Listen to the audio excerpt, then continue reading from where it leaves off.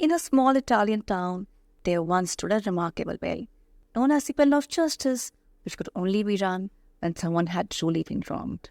So, let's explore this heartwarming and inspiring story called the Bell of Atri. Once upon a time, in a little town called Atri, there was a special bell. This bell wasn't just any bell, as it was known as the Bell of Justice. It hung in the town's market square and had a long rope attached to it that even the smallest child could pull to make the bell ring. The king of Atri had bought this bell a long time ago to serve as a symbol of justice, for he wanted his people to be treated fairly.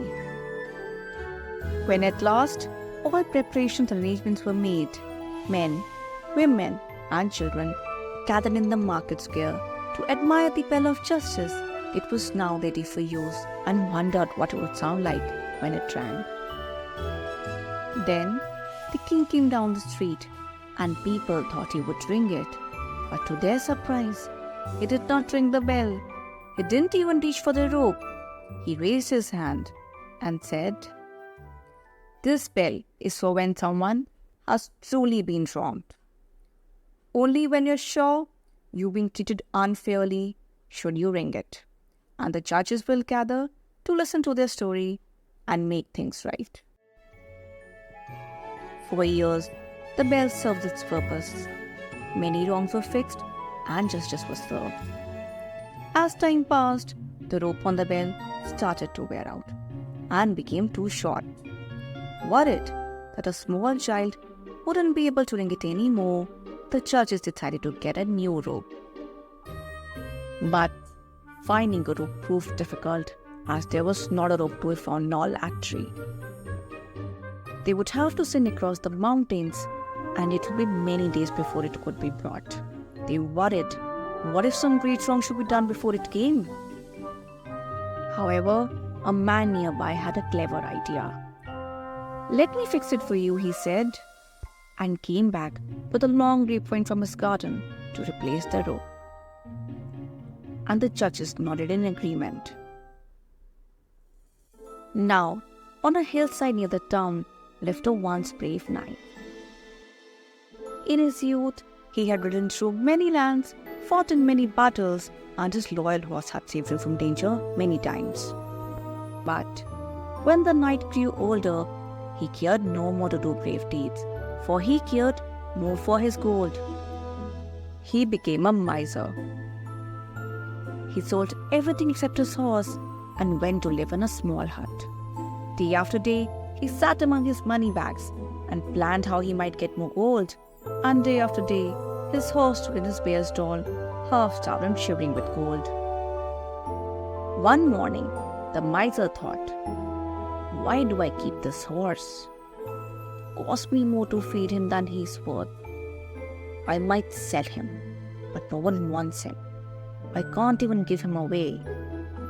And let him find food on his own. If he starves, so be it." So the brave old horse was let loose to find food on the barren hillside. The boys threw stones at him, the dogs barked at him, and no one in the world was there to pity him. One hot afternoon, when no one was upon the street, the poor horse walked into the marketplace. There, he saw the grapevine with fresh and green leaves that hung from the Bell of Justice. Stretching its neck, the horse began nibbling on its leaves and took one of the morsels in his mouth, but finding it hard to break from the vine, he pulled at it, and the great bell above him started to ring.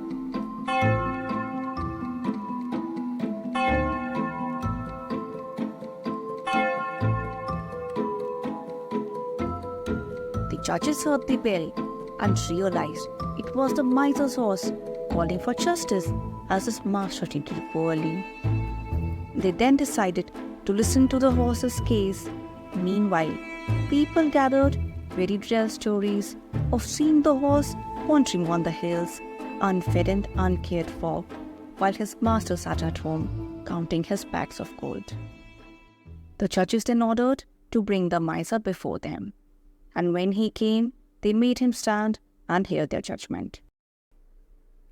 This horse has served you well for years. He has saved you from many dangers and has helped you gain your wealth. Therefore, we order you to use half of your gold to buy him shelter and food, a green pasture where he may graze, and a warm stall to comfort him in his old age. The miser grieved to lose his gold, but the people cheered. They celebrated the horse's victory, and the horse was led to a new stall with a good meal, better than he had in a long time.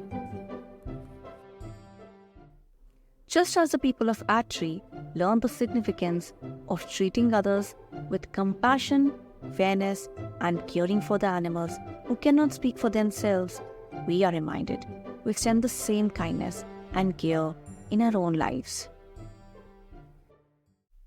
I hope you liked today's story, as we'll be back soon with more captivating tales. Until then, take care and goodbye.